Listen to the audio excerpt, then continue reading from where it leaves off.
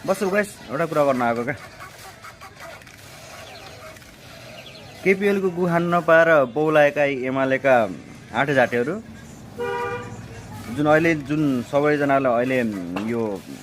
सम्पत्ति शुद्धिकरण गर्दाखेरि निस्केको जुन यति तोला सुन मम यति तोला चाँदी ओहो हिरा जफत के दस्तरी कुरामा यो प्रश्न उठाइरहेछ नौला उठाइरहेछ आयसुत खोला भनेर त्यो त्यो को आँटे झाटेहरू रोडमा उत्रेर आयस्रोत खुला रे गरिबीको सुनिदिने कोही छैन रे यता आयस्रोत त्यत्रो छ त सोसियल मिडिया त्यत्रो छैन सोसियल मिडियामा फेसबुकमा कति फलोवर छ कसैको लाखौँ लाग्छ कसैको मिलियन्स दशौँ लाखौँ छ अनि सोसियल मिडियाबाट त्यत्रो पैसा कमाउँछ साइड बिजनेस मान्छेको हुँदैन भ्रष्टाचार गरेर कमाएको होइन त हो